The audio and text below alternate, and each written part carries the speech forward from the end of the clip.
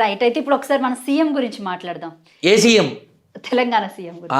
బాగా అడిగావు. So Telangana CM విషయానికి వస్తే యోగం అంటే ఇందాక అడిగావు కదా, ఆ, తెలంగాణలో పూర్వీకుల నుంచి రాష్ట్రాన్ని పాలించిన కాంగ్రెస్ పార్టీ 157 ఏమో నాకు తెలియదు. అప్పుడెప్పుడో వైఎస్ఆర్తోనూ రోసైతోనూ కలిసి తిరుపతికి ట్రైన్లో నేను ప్రయాణం చేసినప్పుడు నాకు వాళ్ళతో కాస్త మమేకమై చనువుగా ఒక ఇది ఉంది.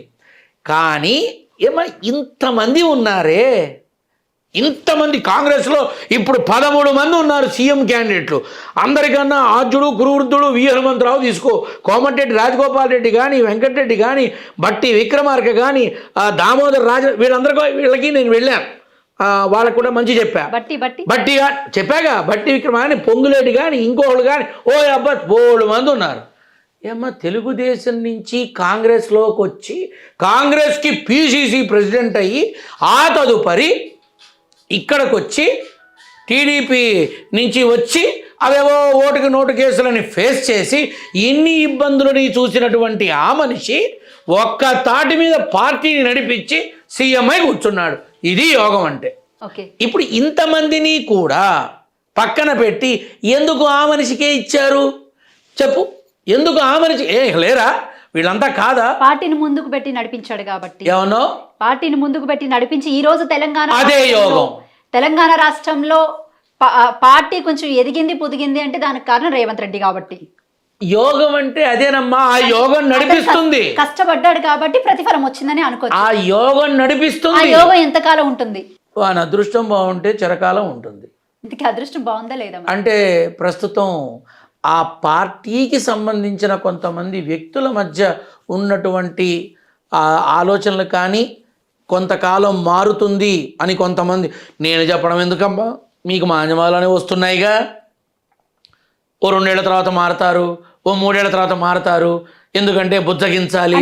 అట్లాంటి ఛాన్సెస్ ఉన్నాయా? ఉన్నాయమ్మా, ఉన్నాయి ఛాన్సెస్ ఉన్నాయి. ఎందుకంటే ఉన్నటువంటి స్థితిగతుల్లో రేవంత్ రెడ్డి అనబడేటటువంటి వ్యక్తికి వస్తున్న ప్రభావాన్ని చూసి తట్టుకోలేని కాలసర్పాలు కూడా ఉంటాయి కదమ్మా. ఇదే రేవంత్ రెడ్డికి 2019లో ఆయన వియ్యంకుడు కృష్ణారెడ్డి వచ్చి నన్ను అడిగినప్పుడు ఎమ్మెల్యేనా సీఎం ఎమ్మెల్యేగా కూడా గెలవడు అని చెప్పిన వాడిని నేను. నువ్వు కావాలంటే కృష్ణారెడ్డి ఆయనకి గోడౌన్లో ఎఫ్సీఐ గోడౌన్లు ఉంటాయి, ఆయన నేను చెప్పా అవ్వండి రా, ఎమ్మెల్యే కాడరా నువ్వు సీఎం అంటున్నావు అని అన్నా. నన్ను చచ్చేలా తిట్టిపోశారు. కానీ ఒక్కటి, ఎంపీగా గెలిస్తే మాత్రం 4 అంకెల మెజారిటీతో తప్పక బయటపడతాడు అని చెప్పా. ముందు తిట్టుకున్నారు, లోపలికి చొచ్చుకొని వచ్చి మరీ ఆ మనిషిని ఇబ్బంది పెడతారు అని అన్నట్టుగానే ఏదో అందరూ లోపలికి వెళ్ళి ఆయన ఏదో పాపం ఇబ్బంది పెట్టి తీసుకొచ్చి అబ్బో నానా గోల అయిందిట. నాకు తర్వాత తెలిసింది ఎమ్మెల్యే కాల, ఇక సీఎం ఎక్కడవుతారు? కానీ ఎంపీగా గెలిచారు, ఏదో 8,000 పైచీలకు ఓట్ల మెజారిటీతో గెలిచారని వెంటనే నాకు ఫోన్ చేశారు, గురుగారు మీరు ఎక్కడున్నారు అని. నన్ను కలుస్తారంటే అప్పుడు తిట్టావుగా, మరి ఇప్పుడు ఎందుకు వస్తున్నావు, నా దగ్గర రావక్కర్లేదని చెప్పా. అంటే ఒక విషయం ఏంటంటేనమ్మా, నిజాన్ని తట్టుకునే శక్తి ఉండాలి. ఇప్పుడు మొన్న ఎన్నికలు పెట్టినప్పుడు లాస్ట్ ఇయర్ అక్టోబర్లో దసరా తర్వాత గురుగారు మరి ఏంటి ఇప్పుడేంటి, అప్పుడు అలా చెప్పండి, ఏం అక్కర్లా తడిగుట్టేసుకో పడుకోమను, హాయిగా ప్రమాణ స్వీకారానికి ఎవరిని పిలవాలో లిస్టు రాసుకోమను అని చెప్పా. ఏ పూజలు పురస్కారాలు జపాలు తపాలు యజ్ఞాలు యాగాలు హోమాలు ఏమీ చేయొద్దు, అయి తీరుతాడు అని చెప్పా. కాంగ్రెస్ పార్టీలో మరి రెండోసారి ముఖ్యమంత్రిగా ఎవరు అప్రస్తుతం, అది ఆ వ్యక్తికి సంబంధించిన విషయం, అప్రస్తుతం. కానీ ఒకటి, రేవంత్ రెడ్డిని మాత్రం అక్కడ ఉన్న వాళ్ళే కొంత, ఇప్పుడు చాలా మంది పిసిసి ప్రెసిడెంట్ అనుకోలే మహేష్, ఇంకొక 4 సంవత్సరాల పాటు ఉంటాడా ఉండడా? ఎవరు సీఎం గా రేవంత్ రెడ్డి ఉంటాడా ఉండడా?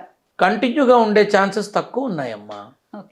భగవంతుని పట్టుకుంటే ఉండే ఛాన్స్ ఉంది. భగవంతుణ్ణి పట్టుకుంటే ఖచ్చితంగా ఎన్నికలకి 1 రోజుల ముందే రిజైన్ చేస్తాడు. అది కూడా చెప్తున్నా, ఎన్నికలకి 1 మంత్ ముందే రిజైన్ చేస్తాడు, డిజాల్వ్ చేస్తాడు గవర్నమెంట్, రేవంత్ రెడ్డి కనుక చిరకాలం దాకా ఉంటే. కానీ కొంత ఇబ్బంది సమయం ఉంది, అది దాటాలి. అది దాదాపుగా 13 నుంచి 15 నెలలు ఉంది. అది దాటితే మాత్రం ఎన్నికలు మళ్ళీ 2029లో 30 వస్తాయి కదా, ఆ ఎన్నికలకి 1 మంత్ ఉండగానే డిజాల్వ్ చేసి మళ్ళీ తన ప్రాభవాన్ని చూపిస్తాడు. అప్పటిదాకా ఉండాలిగా అందులో.